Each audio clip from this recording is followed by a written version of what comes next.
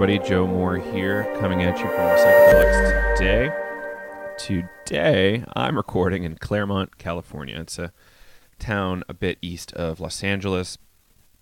This is where we just recently attended a conference on how can exceptional experience help save the world. A really interdisciplinary, transdisciplinary conference with lovely folks from around the world, different focuses, backgrounds, ages, etc. It was really awesome. I was wildly impressed with how well we did and how much progress came. And I think there's going to be some great actions coming out of this. So you'll hear more about it for sure. Kyle and I are probably going to record a few podcasts at least about this with some of the guests. And so stay tuned on that. Today on the show, we have a really special guest. This is perhaps the most famous person we've ever had on the show, and probably many of you won't know who he is. His name's John Cobb Jr. He is a theologian and kind of the figurehead, holding up the mantle of Alfred Whitehead in a lot of different ways. So he often is referred to as the Godfather of American Theology. He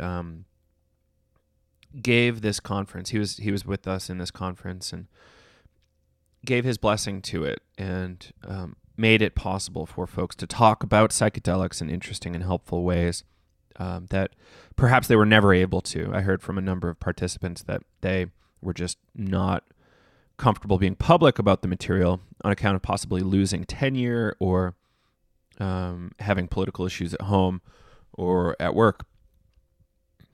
So John Cobb giving it his blessing allowed folks to really open up and come together in an interesting way. Really, really grateful for John's contribution to the conference. He's wildly eloquent, and I think y'all will really like this episode. It's cool. So we talk about what is the philosophy of Alfred Whitehead, what is process thinking, how might it relate to extraordinary experiences like psychedelic states, and perhaps how could psychedelics be used helpfully to help us survive well through the current ecological crisis, extinction, etc. So I hope you enjoy it. If you do, please let us know. You can hit us up at Psychedelics Today, email at gmail.com. We've also got an online Facebook group that you can find. Just search Psychedelics Today group. We've also got online classes available if you want to check that stuff out. A couple free ones. One on 8 common psychedelic mistakes and another one on spiritual emergence. What is that in psychedelics? And that's something that we should be more aware of. It's a nuanced subject. It's certainly something that's a little tough to talk about in our current climate. So check that out. We've also got some extensive live supported education coming up. You can find that on our website. So we're doing a class for a general audience around psychedelics, safety, etc. And we have one for therapists and clinicians, and we're soon to launch our first ever one for physicians. So it will be navigating psychedelics for doctors, which is going to be really great. So psychiatrists, MDs of all stripes can join us, and that's going to be really fun. So check that out. All on our website, psychedelicstoday.com. And we'd love to have you. All sorts of other exciting stuff coming up in the near future. So please, please, please stay tuned. Best way to do that, keep listening to the show. Perhaps get on our email list or follow us on some social media channels. So without further ado, here is the Godfather of American Theology, John Cobb. Yeah. By the senses. The senses heighten and intensify the connection, particular kinds of connection. The eyes are obviously very sensitive to particular wavelengths and the ears are sensitive to other wavelengths and so forth. But that this is to think that sight is the most direct relationship to what's going on externally that doesn't make sense. Sight requires, there's lots that happens before what we call sight occurs. Mm-hmm. And those happenings are more fundamental than the seeing. But the tendency of British empiricism has been to start with the data of sight. Mm. And that philosophy should go deeper than that. Okay. So what label can we give to the most fundamental relationship? And first we need to describe that relationship. The most fundamental relationship is any happening. The world is made up of happenings rather than substances, okay? Any happening enters into its successors. And one of the best kinds of meditations in terms of conscious experience is to think of what's happening as you listen to music. In any given moment, there's just one tone, but you don't really just hear a tone. If you heard just a tone and then another tone, you wouldn't hear music. You hear at least the musical phrase, and the whole musical phrase is still in the experience at the time that the concluding note is being struck. So the experiences of the previous tones does not end when that experience ends. It gets transmitted, and our experience is the inclusion of elements of previous experiences. It's very much like Buddhism in this respect. Whitehead calls the fundamental relationship of inclusion, including part of the previous experience, apprehension. So apprehension is the way in which one experience enters into successor experiences. And he thinks this is what's going on also in the subatomic world. So the word prehension, you can say this apprehension is a cause. It's a causal relationship. Mm-hmm. But the image of cause that Hume was looking for, just looking in the wrong place. Okay, so if the world is made up of prehensions, then what in any given moment, what is prehended? And Whitehead says everything. That is, every past event leaves some trace and has some trace in the present. And then in that context, you can try to figure out why sometimes some particular past event sort of revivifies itself in the present. And there are, you could study it under what circumstances does some event from your childhood all of a sudden.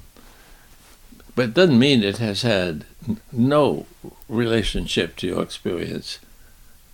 But the conscious experience is, of course, a very special form of experience.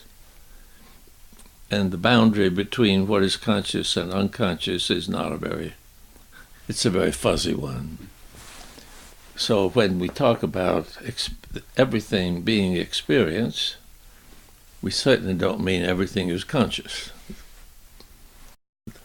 Sadly, among a lot of philosophers, the only use of the word experience is referring to conscious experience, and then there's no understanding of Whitehead's view. So we can call, since everything is a synthesis of relations to everything in the past,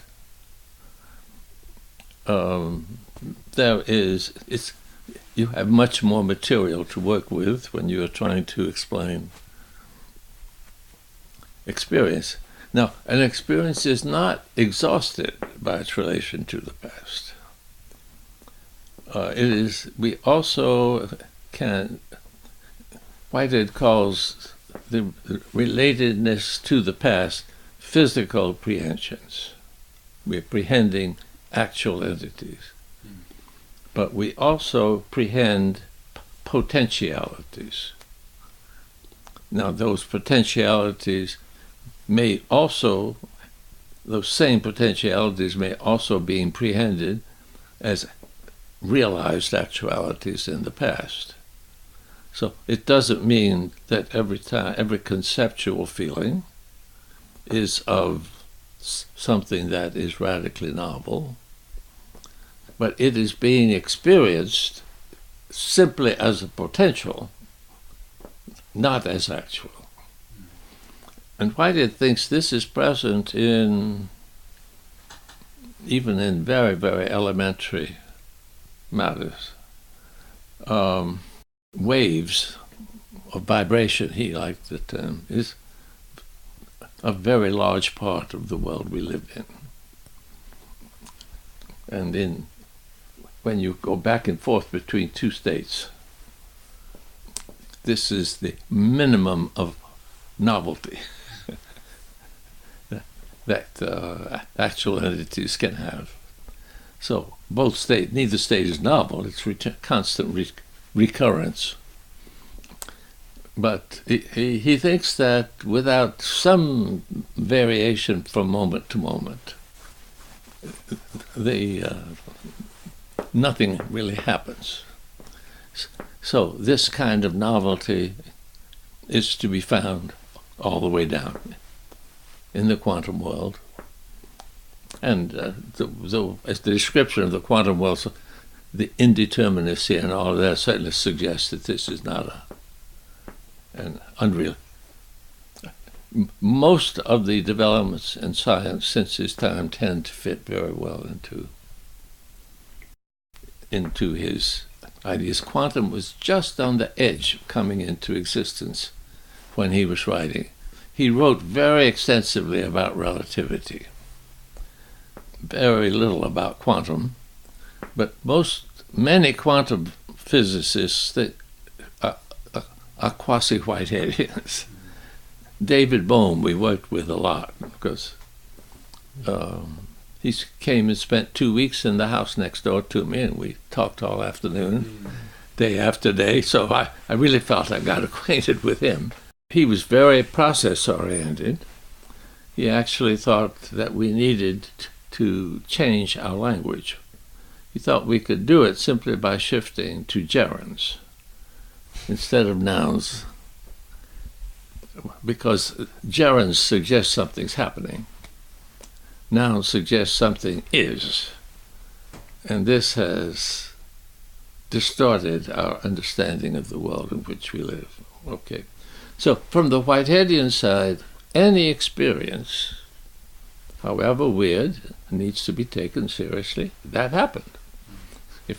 If that is experienced, however confusing it is, however misdirecting it may be, nevertheless, if it happened, it happened, and that has to be taken account of. And his combination of the inclusion of actuality and potentiality usually makes it possible to figure it out. And of course, if it's too much potentiality and too little grounded in actuality, you better be careful of it. But on the other hand, if you don't have the potentiality, then of course you ultimately just have a completely deterministic universe, and then you can't explain a great many of the most important phenomena. Well, let me stop there. If you have any questions, we can. Does Whitehead relate the potentialities to his ideas about intuition? Yeah. The word intuition you don't find in Whitehead. I shouldn't say that. It's a very limited word in Whitehead. Mm-hmm. But I think people who have studied about intuition in other traditions usually find that what they mean by prehension, what they mean by intuition is a form of prehension. Mm-hmm. It's and intuitions, I think, can be both of pure potentials and can be intuitions about other people. Yeah. But this puts an end to the. Obviously, proximity is likely to make something stronger. But my psyche can prehend your psyche when you're sitting there and I'm here. And also around the world, even it becomes less and less likely when there are no other supportive. I think when you're actually talking to somebody, obviously you have visual cues and auditory cues, and it enriches the connection. But that's not the basis of it. That there is an actual occasion over there that is experiencing, hearing me and seeing me, is intuitively about as certain. It's really in many ways more certain than that there's a patch of blue. I'm more likely to be wrong about the color than I am about the sheer occurrence. Mm-hmm. So obviously a lot of what I call paranormal experiences are not magical or supernatural or something. And so many things that the university just won't touch, from a Whiteheadian point of view, should be regarded as empirical theories. The fact that somebody claims to have seen something or done something doesn't mean that's true, because there are plenty of illusion. But rather than dismiss it, you need to study it and test it rigorously. It's not that you just immediately are gullible about everything. But frankly, I have, until yesterday, paid very little attention to astrology. Mm-hmm. Now, as a Whiteheadian, that does not mean that I think that the planets have no effect on us whatsoever. I've just rather assumed it was a rather minor matter. I'm much more open now to learning more about the connections, as I say. But just the fact that you find thoughtful people have developed elaborate theories about these connections doesn't make them right. Mm. But it should mean, well, that's interesting. What evidence is there? And somebody was telling me that you will see that as far as names are concerned, I'm absolutely terrible. But the woman who spoke, Becca. Yeah, that she had told him. I don't think it was either of you, but no, the Justin. Okay, Justin. The year he was born. Correctly. Just on the basis of a very little knowledge. Well, when I hear that, I think, wow, okay, there's more to this than I had thought. But that doesn't mean Whitehead says anything about this. It's just if we prehend everything that has ever happened, however trivially, then to know in advance that this couldn't be true is ruled out. Okay, so on the other side, since he does not privilege our standard sensory experience, then if people start talking about having very different sensory experiences, there's no bias against it. That's I'm saying what Whitehead offers.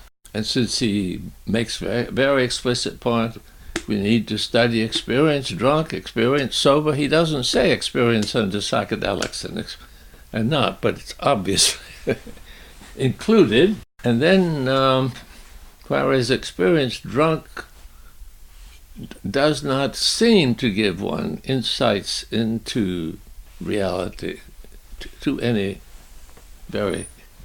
it tells you something about the human body and how body chemistry affects neuronal activity. I mean, in that sense, it can all be understood. But that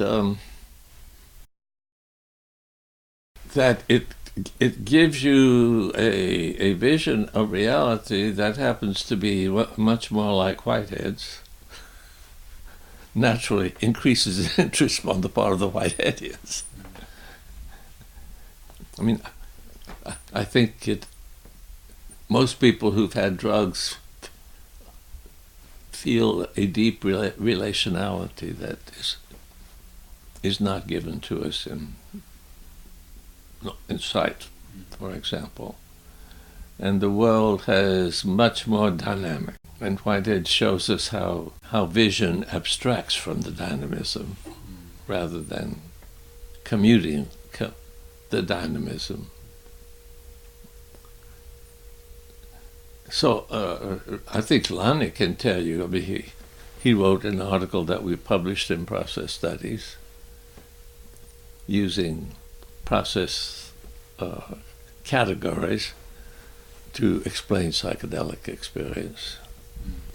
And John Buchanan has been working on that, a good many people. And of course, psychedelic experience is different with different people, and it's different with different drugs and all of that. So you can explain one person's experience, you haven't explained all. And obviously, it can be just as misleading about what the world is like as normal experience is. So the interaction should give rise to hypotheses for testing. But if someone is already convinced that our interconnections are far more extensive than if somebody says, "Oh, I had this vision and I saw everything related to everything else." We Whiteheadians are not going to test it. We say, "Good, I'm glad you see it. I wish I could see it that clearly. I believe it."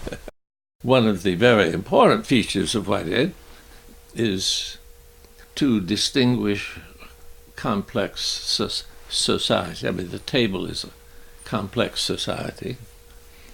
And if we talk about pan-experientialism, we're not saying that the table has any experience. But we are saying that if you analyze the table into the quanta and quarks, that these are dynamic entities. So when you put together a lot of dynamic entities, and even indeterminate entities, I mean, one of the ironies is that predictions based on theories in quantum, they call it quantum mechanics, but it ain't mechanical. And they develop formulae, and these turn out to be more precise than when you're just dealing with the big objects.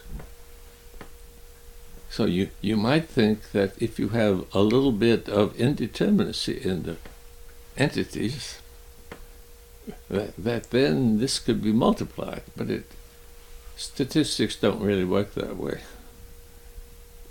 I mean, if you flip a coin, now 10 times, it wouldn't be too surprising if you got 7 on one side, 3 on the other.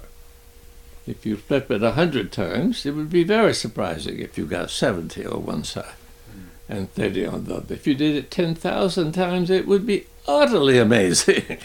And you would be quite sure this was no longer neutral, that there was something about the coins or something about that was causing this difference.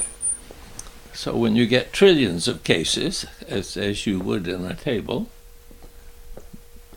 that it comes out so that the prediction can be so precise, doesn't mean it's a mistake to think that there is uncertainty in the individual cases.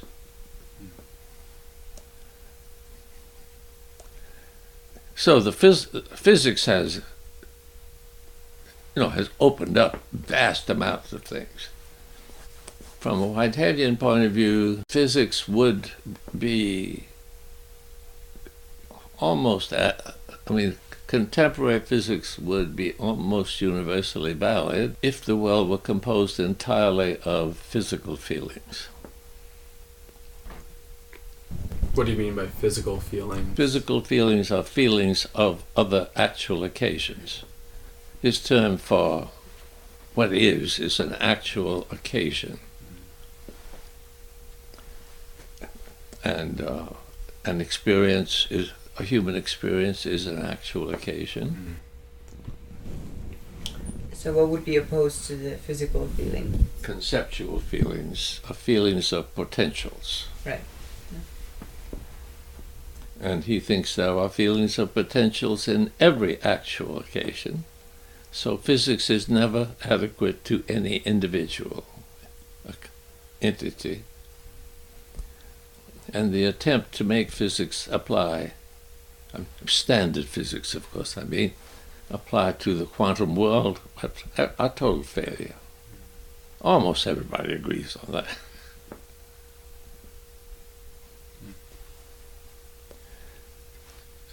And I think the attempt to make ordinary physics apply to human experience, which is the task assigned to psychophysicists, or neuroscientists is the proper word. I didn't think I was saying it right. Okay. The neuroscientists I have known, and they're obviously a select group from the whole, they're completely convinced that subjective experience has a causal role to play in the world. And of course, Whitehead thinks it has the causal role to play in the world. But as long as you are only talking about the experience of past entities, you can avoid it. But when they found out that when they study Zen practitioners and discover that their brain shapes are changed by their practice, I just don't see how we can keep on saying that subjective experience has no causal role. And they don't. I mean, the people who are doing these experiments, they say they have to be very careful how they word this when they go back to there. One of my many reasons for not thinking highly of the American university is... So do you think it's more committed to metaphysics than it is to empirical study. It really is. Do you think what's going on in the mind, say like neurotransmitters or electrical activity firing, that's creating this reality, or the experience is having an influence on the neurochemistry? Well, it's all experience. It's a question of whether it's the experience of the neurons or of the psyche. And I think the evidence is that the psyche plays a role. One of the first people we worked with, are very famous. In those days we called it physiological psychology. And there was a man who did a lot of experiments on the split brain. Penfield? And I'm sure there were other people. I think the name begins with an S, but anyway, he was over here at Caltech, so he was more accessible to to work with, and he really appreciated working with us because he found he could now formulate his findings. And he was very, very clear that the evidence that he had was that conscious experience had a causal role. Mm. It's just common sense, I decided to put my watch back on and stop fiddling with it, and I put it back on. Amazing. Pure coincidence in terms of it. Since purpose cannot play a role, according to the metaphysics, it was wrong when it was only applied to other animals. It deepened the anthropocentrism, since actually it was only human experience that counted. Mm. But it's just so absurd. Scientists who are busy engineering genetic change tell us that genetic change has no purpose. Purpose plays no role in the genetic change. I don't think they believe it, but that's what they have to teach. What do you mean by no purpose in the genetic change? Because purpose cannot have a causal effect in the Cartesian world. Mm-hmm.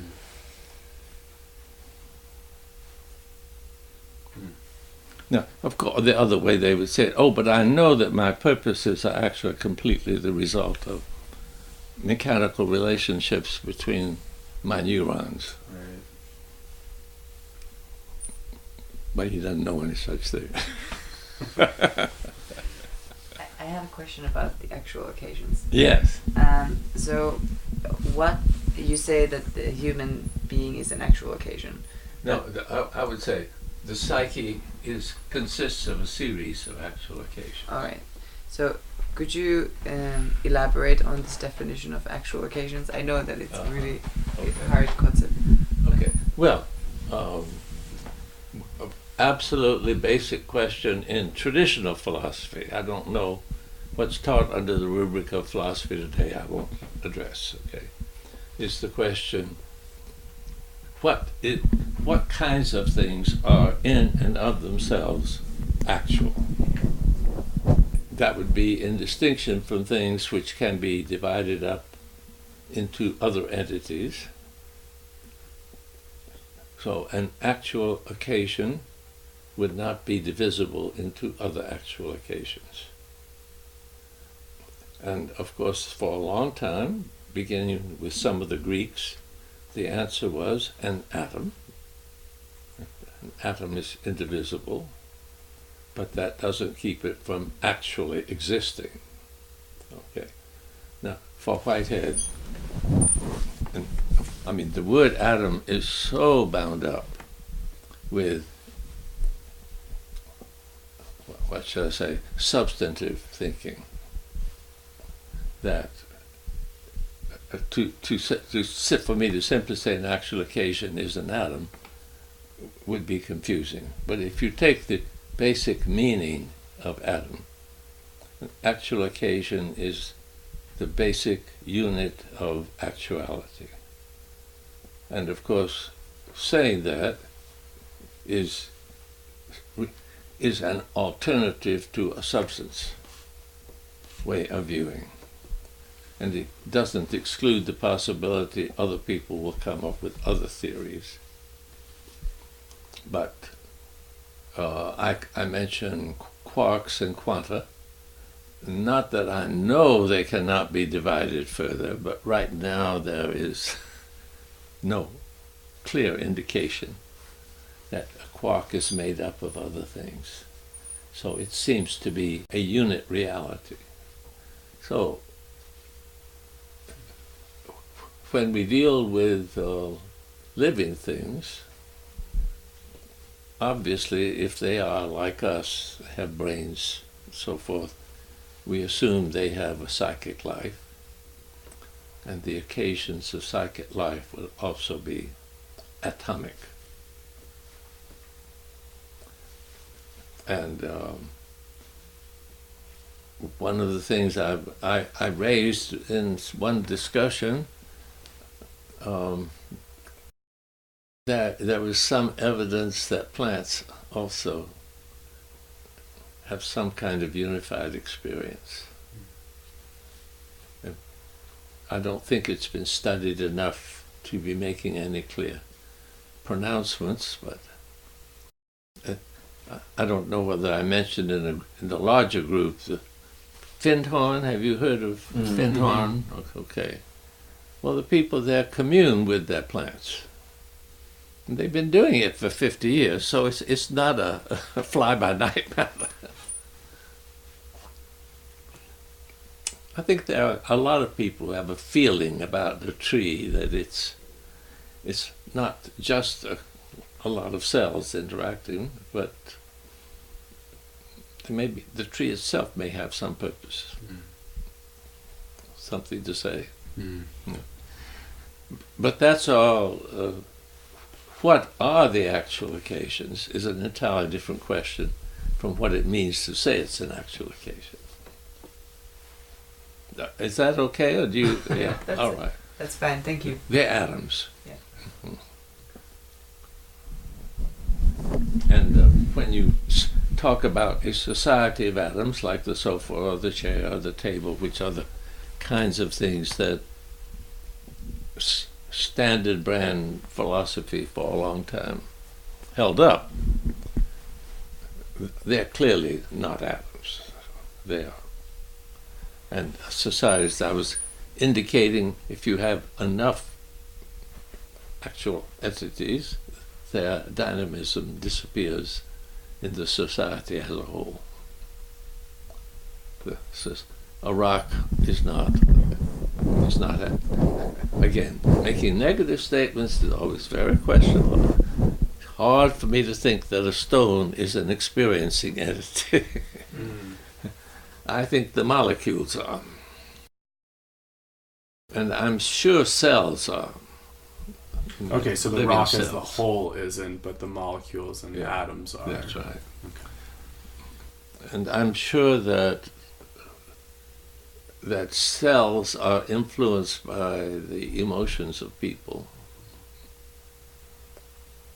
I don't think a rock is. Could be wrong. And it could be that the molecules are slightly, but that's just canceled out. But in the plant organization, I don't think it gets canceled out.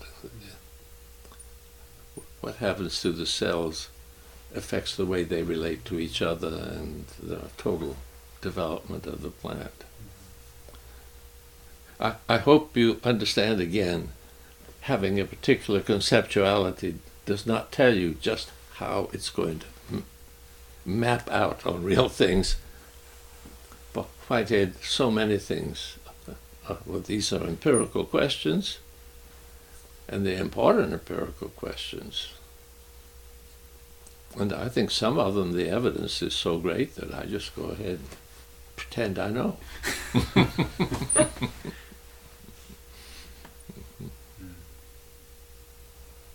You can see how this worldview seems very psychedelic. It's that's what we keep hearing. I mean, even we who don't know that we have psychedelic experiences, that the things that people report sound true to us, and if they are true, then how you got there is also of great interest. Mm-hmm.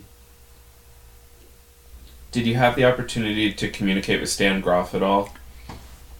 You know, he may. I've been at Esalen twice. Okay. And I kind of think he was there one time. I didn't have any real conversation. Okay. John Buchanan brought him here, I'm sure you're aware, in 2015 for the big conference. That's right. And you were very busy. Thousands of people. I did not have conversations. I thankfully did. It was really great. But Lenny and John Buchanan have been really pushing Whitehead on Stan, which is really interesting. Yes. And I mean, I would prefer to offer it if people are not interested. That's I don't know if pushing is the right word. Yeah. But I think when people who have had the experience hear that there is a philosophy which works very well with the cutting edges of science, that they're likely to find that something positive. That doesn't mean they have to go spend a lot of time reading Whitehead. And there's so many people who, when I listen to them, I would say ecofeminism, they almost, well, I'll give a particular example. The eco-feminists I've known best are in the theological world. But they're very strong ecofeminists. Mary Daly and Rosemary Ruther were two of them. Now, Mary Daly knew some Whitehead and liked it. But Rosemary Ruther, everything she writes sounds just right to us. And she said, I will not read a word of Whitehead. So I don't think that Whitehead is the one and only way of arriving at it. The reason I push him is because, well, you've been able to tell I'm very, very concerned about institutions, and especially educational institutions. They have enormous power over what is considered good policy and so forth, and they are so wrong about it. And if you say, oh, but psychedelic experience shows that's a mistake, it doesn't really open the door for further conversation. If you have a philosophy that can make more sense out of the evidence that is taken seriously by physicists, I'm announcing that they're very, very slow to be interested. But at least among quantum physicists, Whitehead's name is known and appreciated, and that could be an opening wedge that would mean that physics as a whole would adopt an organic model rather than a mechanical. That's the usual way we put it. And there are lots of biologists who have worked with us. They rather resent being constantly pushed into mechanism when in fact they're dealing with organisms. Right. That organisms are only complex mechanisms. A lot of biologists know that isn't right. So we have a chance of making breakthroughs. Whereas I don't think Rosemary Ruther, brilliant as she is, I hope you understand. I'm picking people. We get it. We take her with us when we are promoting process theology. Even if she will say, oh, I'm not interested in process theology, what she says is process theology, so we don't. So the label is not that important. The insights are important. And in a I think, foundational way, they are common sense. I think the common sense is that our knowledge of each other is not just by visual and auditory clues. But people have been told so long that it is.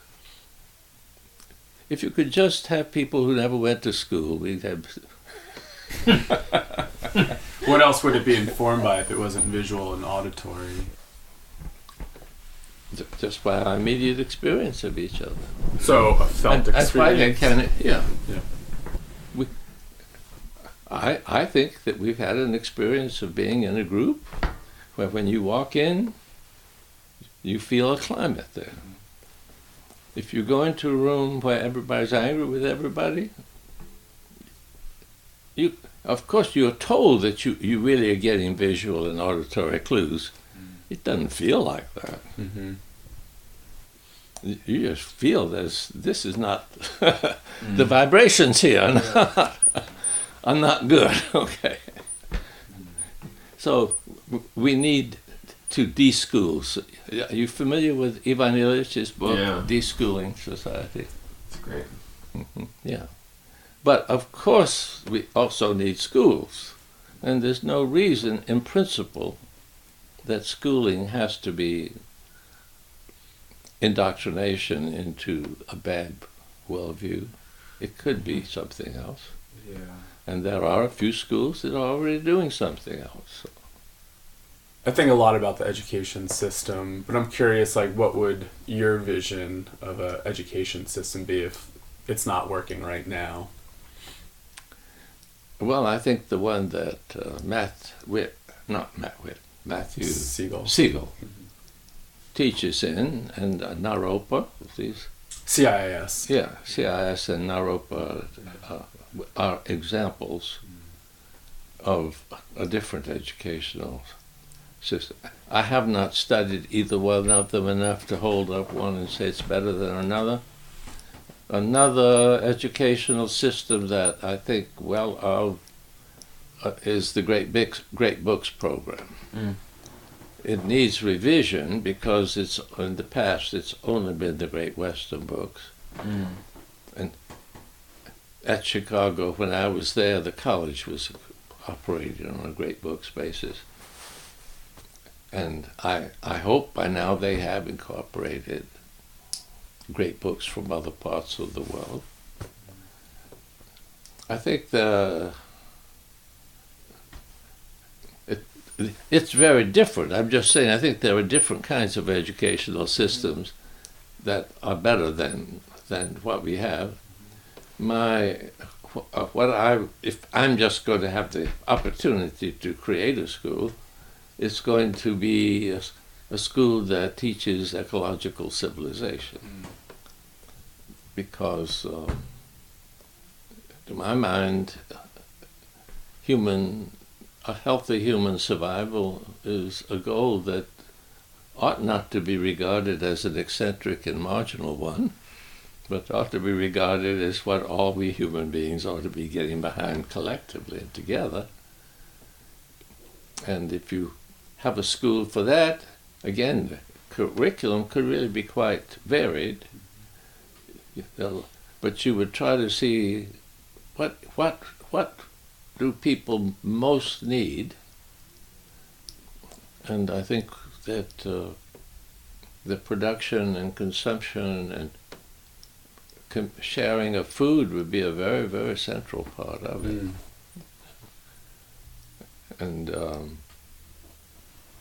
but also we need to understand technology and understand how it can be used for truly humane purposes. And we need to understand that that capitalism has ignored much of reality. I mean, in Economics 101, you can find out what the assumptions are. They're all wrong. So people should be told what the assumptions have been and why they're wrong. Reflect together about better assumptions and what their implications are, how we can go about changing. I'm not giving you a curriculum, but I hope you will understand. Yeah. I try to get the people who know the most about curriculum in the abstract in general. What students at a certain age are likely to be ready to do, all those things are relevant to developing a curriculum. My role is deconstruction in this sense. I just want to make it clear that what's going on now is absolutely absurd. Enlightenment is the worst curse of humanity. We have been enlightened into not believing all kinds of things. Mm-hmm. The disappearance of subjects from the world of actuality. If that's enlightened, I don't want to be enlightened.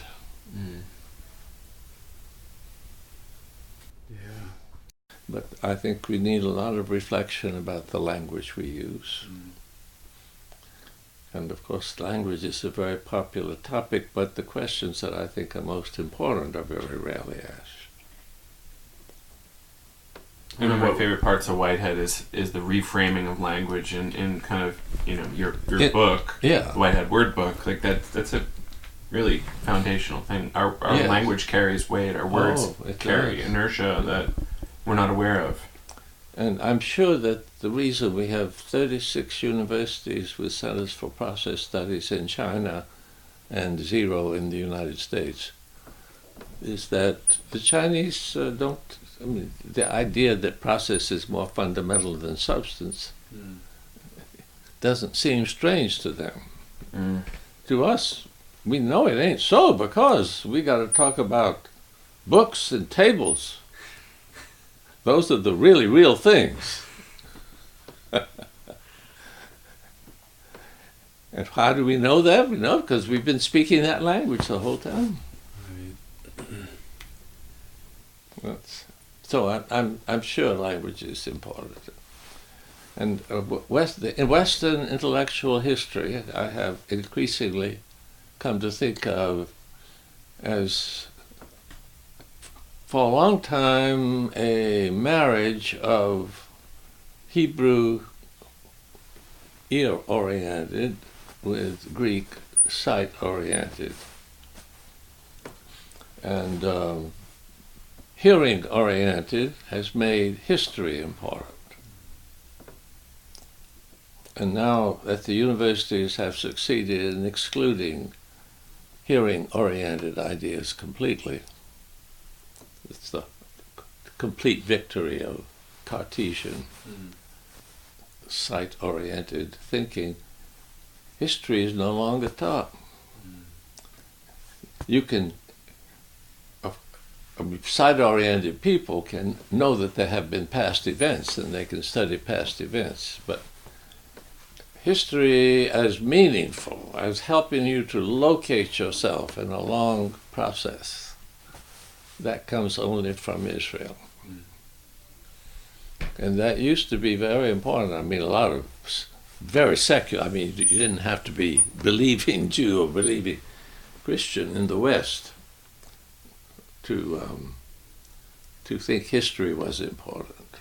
If you take Hegel, Marx, I mean, these are all history-thinking people. We need to understand how things got to be the way they are. What are the issues today coming out of that history? And I think that's very important. But the university has finally excluded it almost completely. You see, for science, only what can be repeated in a laboratory. First of all, what can be repeated. But the whole point of history is that events cannot be repeated. So that automatically excludes history. Excludes a lot of other things too.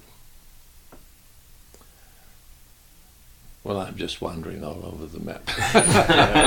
So, I'm curious, you said you haven't had any experience with psychedelics, but you feel really hopeful about their reintegration into society. Yes, if they're reintroduced in the way, this group would do it.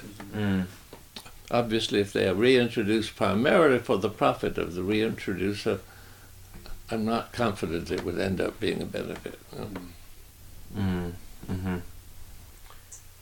Right, because that's just overuse, and the more people use the most expensive drug, the more profitable it goes.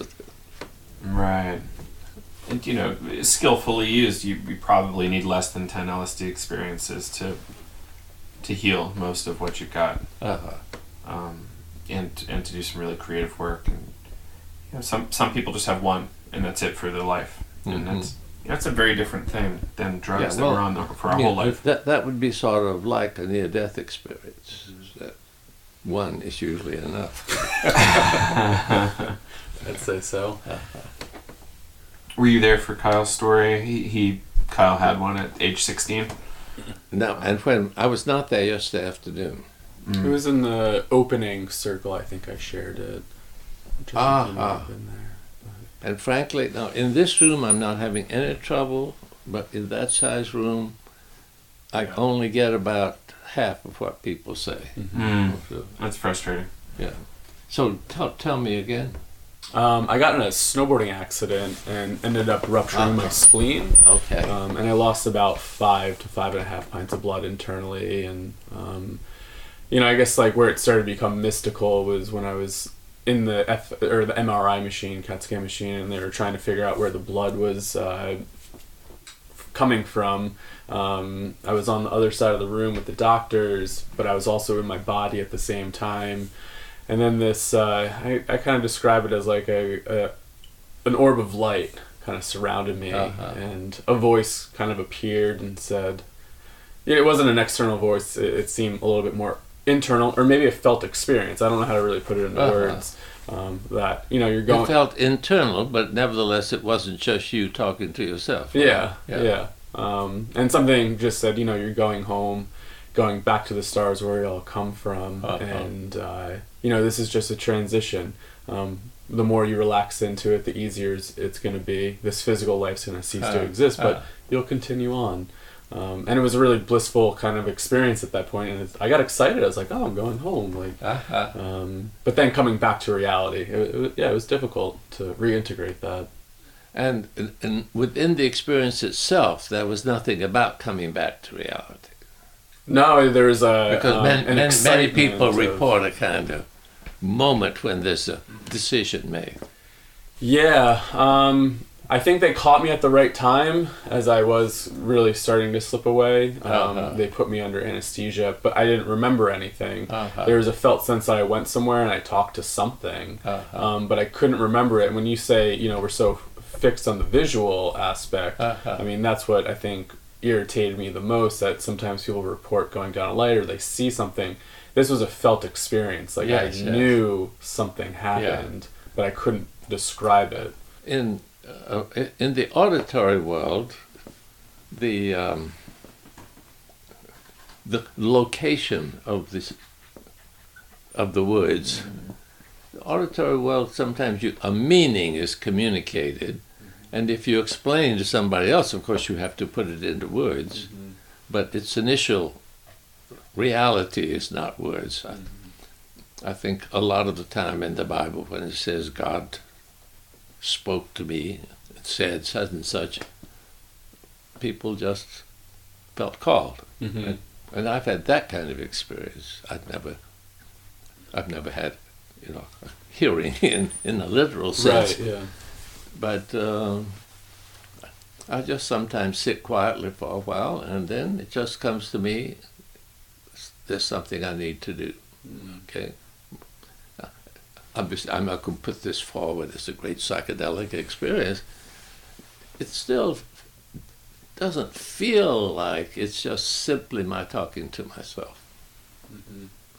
It feels like I didn't know what to do. I hadn't thought about this before. Suddenly, yes, of course, that's what I need to do. Feels like it comes from somewhere else, but it is inside. But of course, somewhere else is not a spatial somewhere else. Right.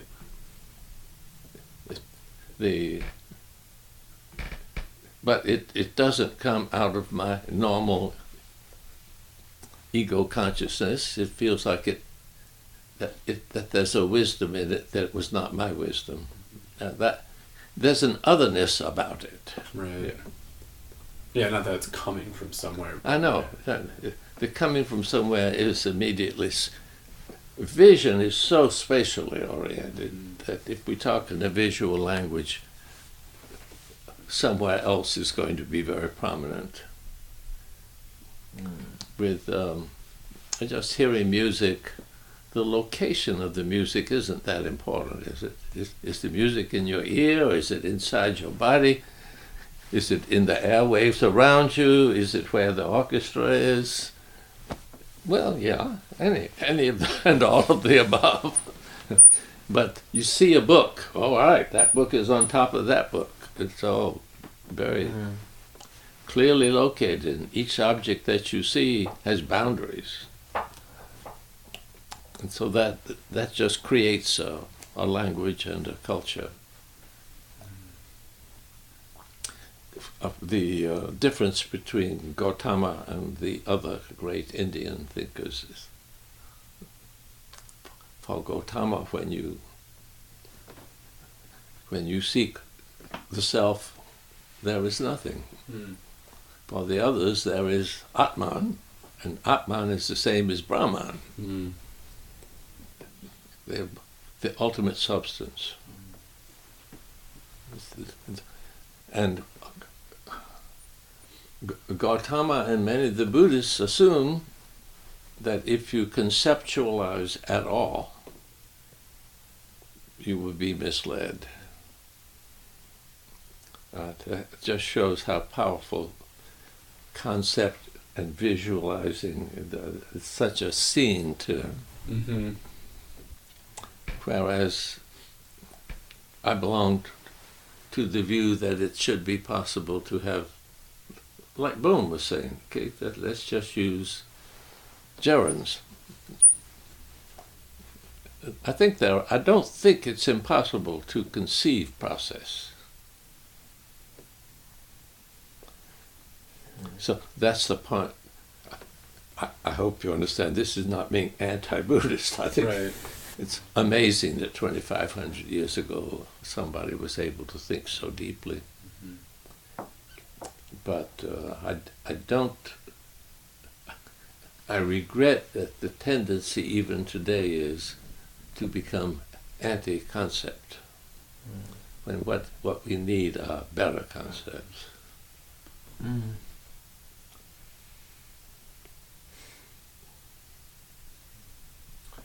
Yeah, I'm feeling like you say you can't skillfully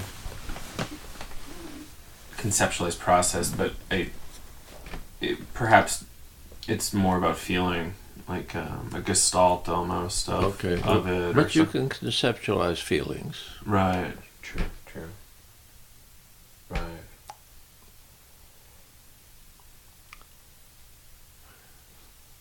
It's just that our Indo-European languages have it, so you can't quickly think of examples. That's interesting. And conceptualize may be the wrong term.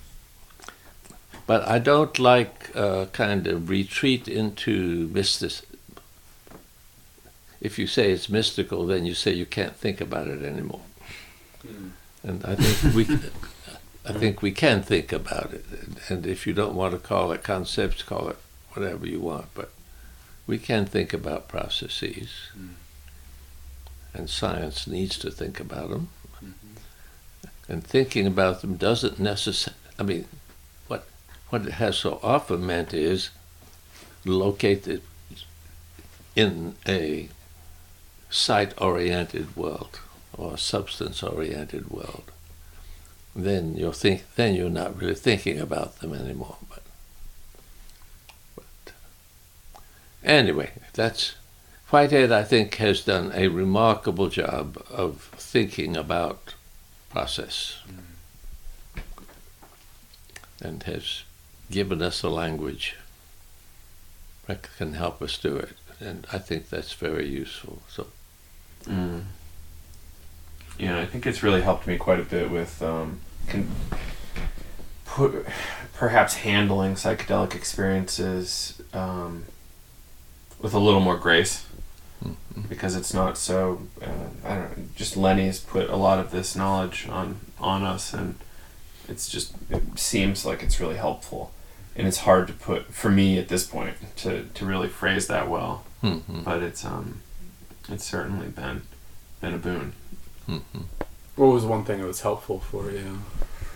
I mean, I'm sure there's lots of things, but...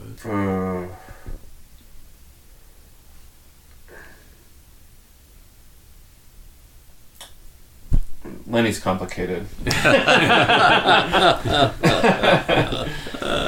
And as a result, not putting so many... probably more of a gerund type attitude towards the thing, as opposed to this is this. This is an apple. It's more like, well, this is, just a dynamic flow of things through this very complicated system. And I say, I don't know Chinese, so I don't... my statement that it is not so substance-oriented. But when I've tried to talk about this with Shah, he points out that the same character can function as either a noun or a verb. Oh, wow. And an example of a word that this has happened to in English is the word pastor. It was a noun for a long time. You were a pastor. But now people talk about, I'm going to pastor such and such a church. Now, I think that gets closer to reality. To say a person is a pastor, what does it mean? It means that he pastors. Right. Yeah. But when you locate it as a pastor, it just sort of strengthens this individualistic thinking rather than a focus on the activity. Mm. It is versus it's doing, or it's happening. Yeah, well, to pastor people means you listen to them when they have something to say, and you hear them without judgment, and I could go on and on, but that's what a pastor does, and to call a person a pastor is really to be pointing to that dimension of activity. The same person who is a pastor is also a preacher. But unfortunately, we have a verb to preach, so we don't say to preacher. I just wish there were more cases where I could point to how a noun has just come to be used as a verb. And there are others, but at the moment I'm not thinking of them. Do you recall the first time you heard something that made you interested in the positive impact of psychedelics?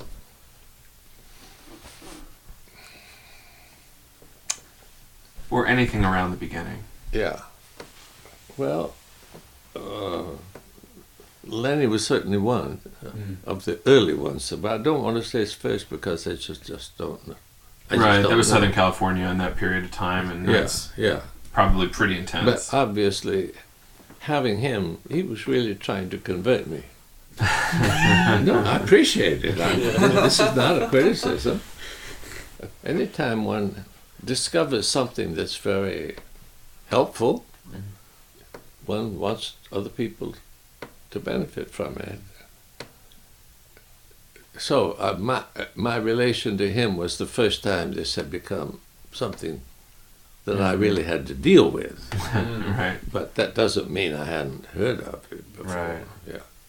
But probably I had heard of it more negatively than positively. So, right. Yeah. Because, of course, the hippie culture included some negatives. And one of the... I grew up in a context where drinking was already a bad thing to do. And the tendency in circles I moved in, which by that time had ceased to be particularly strongly against drinking, was to associate alcohol and psychedelics. And I was quite sure alcohol did a lot of harm, as well as working well for conviviality, a mixture. So I thought psychedelics, and I had no doubt that some people had great experiences, and other people that may have found them very attractive, but generally I suspected that society was better off not to have them. So Lenny was probably the first person who really opened my eyes to the potential of very positive use. I had another experience not too long after I came to Claremont. I had always assumed that civilization was a good thing. and there was a professor at Pitzer College who I worked with quite closely. We co-taught courses and so forth. But he was very convinced that civilization was the basic evil. Mm. Well, I'm not convinced. I mean, I think every civilization we've had has been pretty horrible. So, and I wouldn't have said that if I had to, interact with him about that. But I think if there are people today, of course, who just think we need to get rid of civilization and then we'll be all right. But my impression is today it would be very remarkable if 10% of the world's population survived without civilization. Mm-hmm. And, yeah, I agree. Yeah, and so I even though I appreciated his opening my eyes, I didn't walk through that door. And the same thing was true with Lenny. I really appreciated his opening my eyes, but I didn't walk through that door. Well, I appreciate your openness and curiosity of the subject. For somebody that didn't walk through the door, you seem very curious about it. I'm confident there's much good that could come from it. Yeah. And so when there are people who are using it for good, I want to be as supportive as I possibly can. People who are in a lot of people today will say, yes, we really need basic changes. But you know what it means to make basic changes in worldview, and most of them don't. So it's very comfortable to be in a group of people who, when they talk about changes, they know what they... Extraordinary change. Yes. Yeah. So, Whitehead has made me understand what I think would be the changes that might make us behave in responsible ways. So I don't feel the necessity of having unusual experiences. Mm-hmm.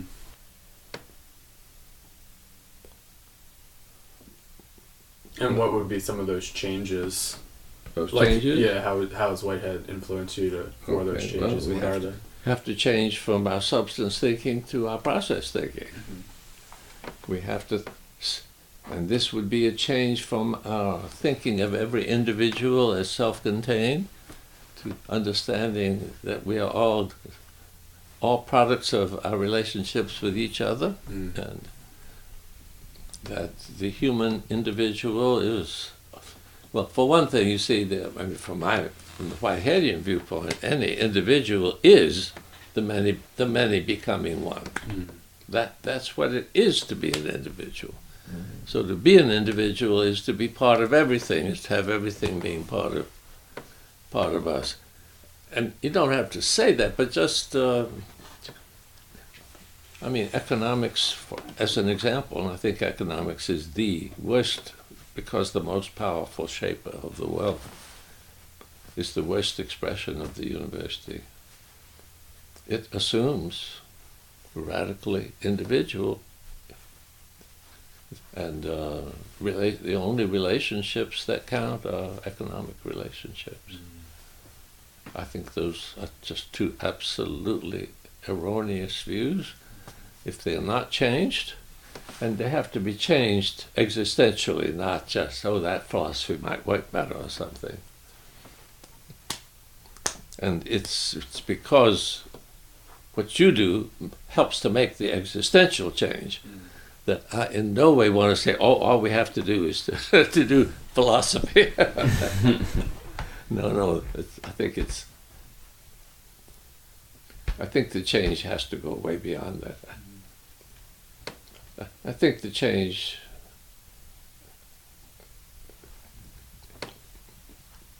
I have had,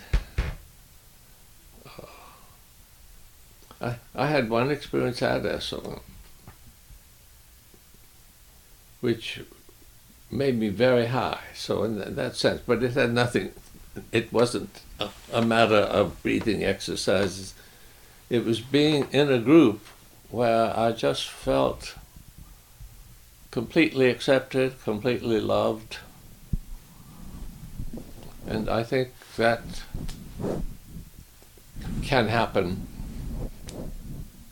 just by the way human beings, a group of human beings relate to one another. And I was still feeling that deep comfort when I came home. It took my wife a little while to puncture the balloon. So I'm not suggesting that everybody should always be in that state. Right. But nevertheless, that's a feeling of being one with that group of people that people need. The church should be doing this. I'm not trying to push people into the church. You should understand that's important for me in my understanding. And I had when I was in the army, one night I sort of kneeled beside my bed, and the whole room just simply felt like it was filled with love, acceptance. And you're not just an individual when that kind of thing happens. You're part of something else. So I'm just saying you could call them psychedelic experiences if you want. They don't have many of the characteristics that people describe as psychedelic, but they are experiences of a different possibility. And that is still a perfectly human possibility. Mm-hmm. There is a woman by the name of Tandeka. She's Afro-American, and Bishop Tutu. I don't know. Have you ever heard of Bishop Tutu? Okay, he gave her the name. Mm-hmm. And she spent a lot of time studying neuroscience and getting acquainted with key people in the field. And she's created an organization called Love Beyond Belief. Mm-hmm. And she seems to be able to help. She's Unitarian, and she has worked with Unitarian churches, which are not the places that I would have thought, what shall I say, most ready, but sometimes it turns out that people who have been putting all their emphasis upon reason and rationality and so forth are the ones who are really ready for something else. But she thinks it's possible to organize a service of worship in such a way that people will really existentially feel loved. And to whatever extent she can do that, I think that will accomplish much of what I'm interested in. Mm. But obviously, a number of people in this group and in almost any group I'm at have had a completely different experience of a church. Mm. A church is a place of judgment and condemnation and guilt and all of that, and that is, of course, the absolute opposite of what is needed. Mm. Yeah. Oh, I think the church has great potential for good. It has great potential for evil. It's like almost everything else. Education has great potentials for good and great potentials for evil. And I think the modern world has tended to bring out the potentials for evil in both. But that doesn't mean I think in the Middle Ages everything was wonderful. Right. I really think Europe was better off in the Middle Ages than it has been in modernity. Mm. But I'm not interested in going back. I think that's a good place to wrap there. And there you have it, John Cobb. What did you think? Please let us know. I think that was a really important talk, and I hope you gained something from it. I hope it wasn't too obscure. I think there was a lot of clarity there and some really valuable stuff. So, yeah, like value, process, experience, universities as places that aren't preaching value or helping us understand the value of the world or each other or the subjects we experiment on. And it's a good way, I think, of looking at the world. Like what things have become a little bit perverted and a lot perverted, and it's got us to this point in history. And this is a really dangerous point in history. Like we're kind of dealing with an extinction threat. So how do we cope with that? We have to change our way of thinking. We have to change our way of acting and organizing, etc. It's a full systems change, like real full systems change is required. Hopefully, the intelligent application of psychedelics will help us survive. That's up for debate. But nonetheless, it's an interesting thing to talk about and think about.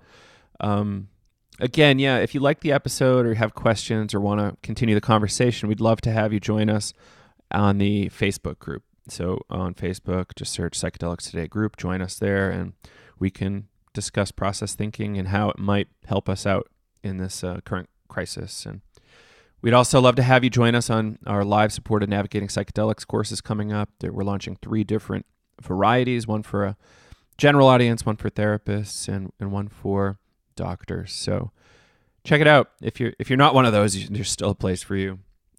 So please check it out. If you have questions, email us, and we would love to stay in touch with you. So please always just, if you have questions or want to talk, email us psychedelicstoday@gmail.com. This is Joe Moore signing off from Claremont, California.